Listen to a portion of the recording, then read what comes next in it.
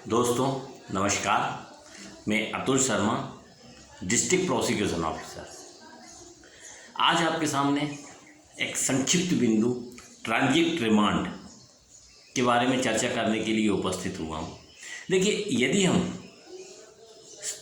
CrPC criminal procedure code 1973 के section 167 की बात करें तो 167 में सिर्फ police remand and judicial remand के बारे में वर्णन किया गया है।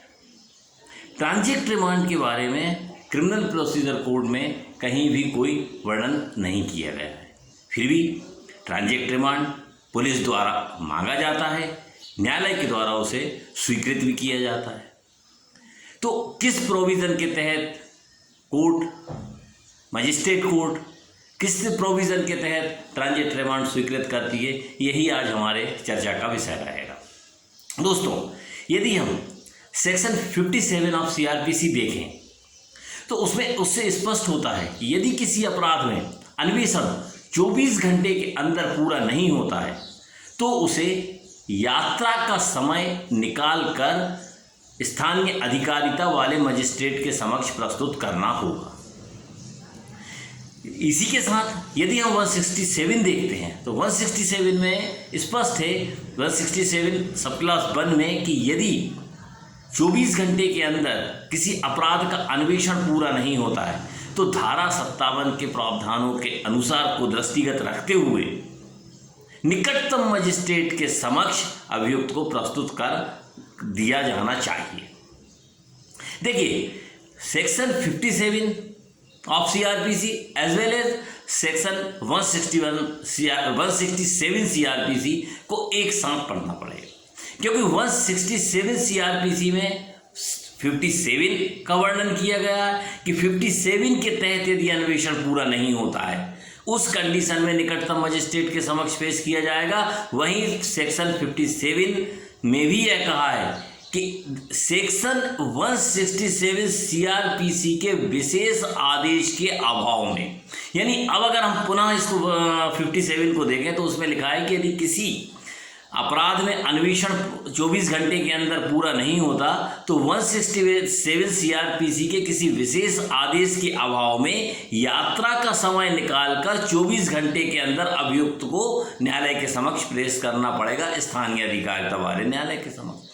अब प्रश्न उठता है कि सपोज करें कि यदि कोई मामला भोपाल में हुआ है और पुलिस, और वह मामला कॉग्निजेबल है, और पुलिस यदि वारंट के बिना, दोस्तों इस चीज़ को विशेष ध्यान रखना कि संज्ञेय अपराध में यदि पुलिस वारंट के बिना उस एक्यूज्ड को अरेस्ट करने के लिए जाती है और एक्यूज्ड आंध्र प्रदेश में ट्रेस आउट होता है, ऐसी स्थिति में क्या हुआ? 24 घंटे के अंदर पेश हो नहीं सकता। सेक्शन 57 यह कहती है कि यात्रा का समय उसमें से निकाल दिया जाएगा, तो वैसे ही वो आंध्र प्रदेश से चले और यात्रा का समय यहाँ पे एक्सप्लेन करके और लोकल जुरिडिक्शन में पेश किया जा सकता है। लेकिन यहाँ पर ऐसा नहीं करेगा, क्योंकि 167 सीआरपीसी का बार लगा रहेगा, क्योंकि 167 में बोला है कि अगर किसी अभियुक्त को गिरफ्तार किया जाता है और उसे 24 घंटे के अंदर यदि स्थानीय अधिकारिता वाले मजिस्ट्रेट के पास समक्ष नहीं ले जा सकते धारा 57 के तहत, तो उसे निकटतम मजिस्ट्रेट के यहाँ पेश करना पड़ेगा। ऐसी स्थिति में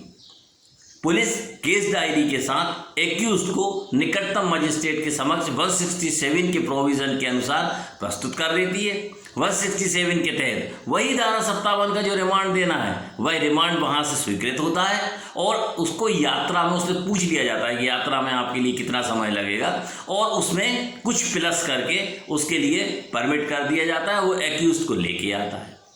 इससे लाभ क्या होगा?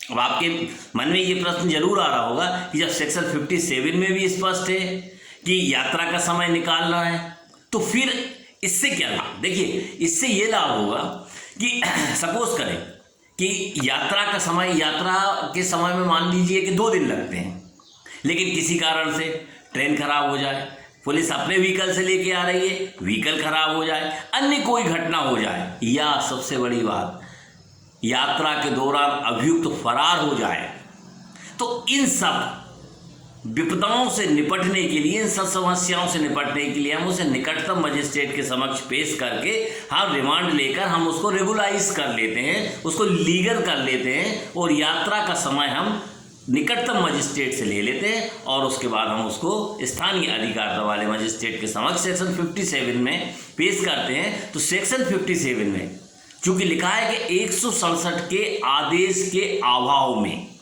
यात्रा का समय निकालकर 24 घंटे में पेश करना है। यह हमारे पास 167 का आदेश है, पुलिस के पास 167 का आदेश है, इसलिए यदि 24 घंटे के बाद यात्रा के समय निकालकर यदि हम पेश करते हैं तो लीगलाइज होगा, वैधानिक होगा और कोई समस्या नहीं आएगी। दोस्तों यहाँ हम एक बात और करते हैं, ये बात हमने अभी तक जो चर्चा की है, ये यदि पुलिस किसी कॉग्निजेबल ऑफेंस में वारंट के बिना गिरफ्तार करती है तो ये ट्रांजिट रिमांड की पोजीशन बनती है।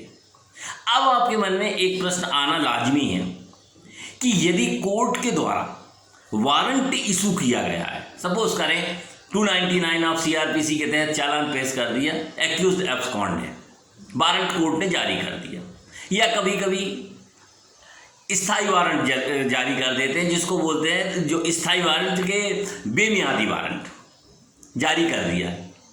अब पुलिस किसी दूसरे काम से जाती है, किसी दूसरे अपराध के सिलसिले में जाती है और स्थानीय अधिकारिता से बाहर के जिले में या किसी बाहर के स्टेट में वह एक्यूज्ड मिल जाता है जो वांटेड है, जिसका गिरफ्तारी का वारंट है, वह उसे अरेस्ट कर लेता है।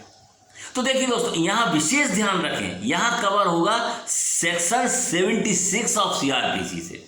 76 में स्पष्ट प्रोविजन है कि यदि न्यायालय द्वारा, मजिस्ट्रेट के द्वारा जारी किए गए वारंट का यदि पुलिस अधिकारी निष्पादन करता है तो उसे उसी मजिस्ट्रेट के समक्ष जिसने वारंट इशू किया है पेश करना पड़ेगा।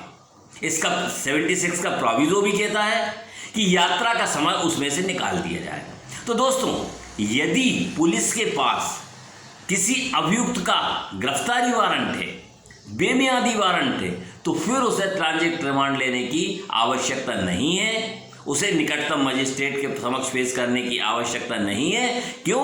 कि 167 का वार समाप्त हो जाएगा ऐसी कंडीशन में कि निकटतम मजिस्ट्रेट के समक्ष पेश करें, क्योंकि निकटतम मजिस्ट्रेट का वर्ड वही है जहां उसको हम जोड़ेंगे धारा 57 के साथ, क्योंकि 57 में कहा है स्थानीय मजिस्ट्रेट के समक्ष स्थानीय क्षेत्राधिकार वाले न्यायालय के समक्ष पेश करना है और वारंट के बिना गिरफ्तार करते हैं, अन्वेषण 24 घंटे में पूरा नहीं होता 167 के आदेश के अभाव में। यहाँ 167 का जैसे ही हमने आदेश लिया तो फिर सेक्शन 57 ऑटोमेटिक रेगुलाइज हो जाती है। लेकिन अगर हम पुलिस के पास वारंट है, बेमियादी वारंट है, तो फिर किसी तरीके के ट्रांजिट रिमांड लेने की आवश्यकता नहीं है, यात्रा का समय उसमें से निकाल दिया जाएगा और जिस न्यायालय के द्वारा वारंट इशू किया गया है एक्यूज्ड को उस न्यायालय में प्रस्तुत किया जाएगा। इस संबंध में जो जिसमें वारंट होता है, पुलिस के पास वारंट होता है, इस संबंध में 2 लैंडमार्क जजमेंट हैं, उनको आप थोड़ा सा देख लें। Ramvilas Sahu versus union of India, Ramvilas Sahu versus union of India, transit remand पर बहुत ही अच्छा केस है।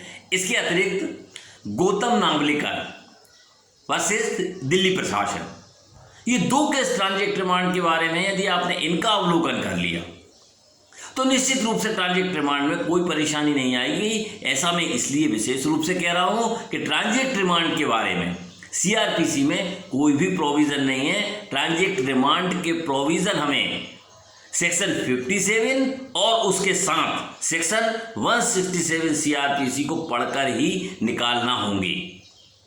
दोस्तों, एक बहुत छोटा सा बहुत महत्वपूर्ण बिंदु ट्रांजिट रिमांड पर था।